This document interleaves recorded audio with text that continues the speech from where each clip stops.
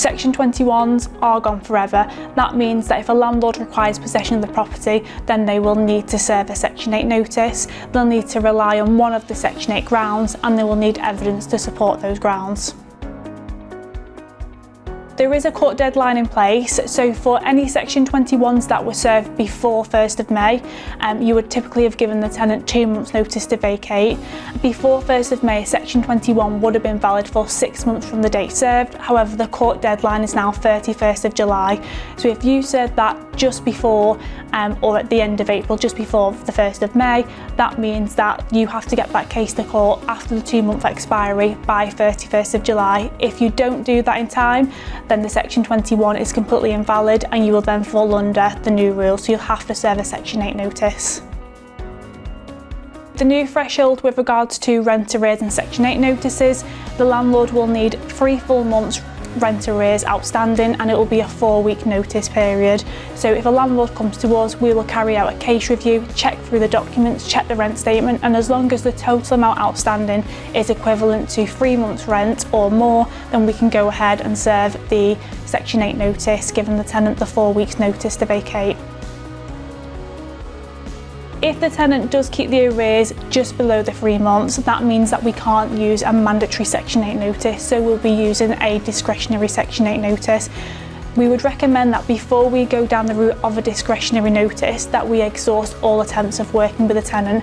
So for example, we could serve them with rent arrears letters, and we can carry out our mediation service, whereby we contact the tenant over the phone, via email, and we try and mediate to resolve the rent arrears before having to go down the formal route.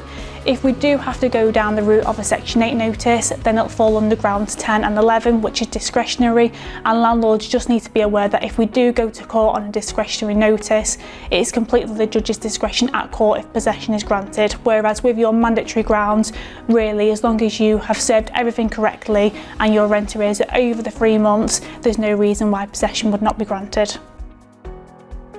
So it varies depending on where the property is located. We know in London it's much longer to get possession of the property. At the moment in London you could be looking at 6 months plus just for a hearing date.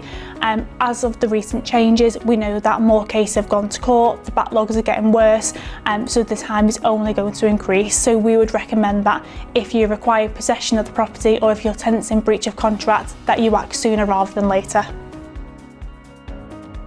Landlords can just download the Form 3A Section 8 notice off the government website, just like they could with the Section 21 notice, the Form 6A. However, it's knowing how to do that correctly.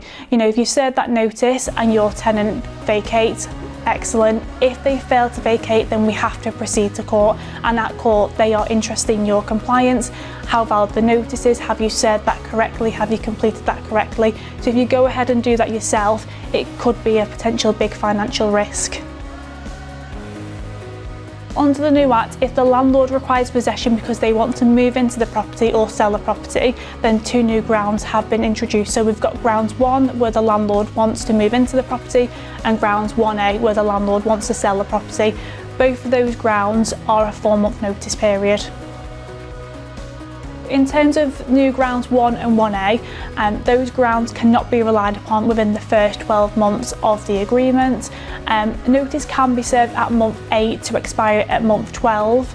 So if a landlord serves a notice based on grounds 1 or 1A, then they can't re-let the property for 12 months from the notice expiry. If the landlord fakes the grounds and just uses those grounds to replace the tenant or change tenant, then they could be fined from the local council up to £7,000. So if a landlord needs to increase the rent, they'll need to do that by serving a formal Section 13 notice, which is a prescribed form, and they can only increase the rent once every 12 months.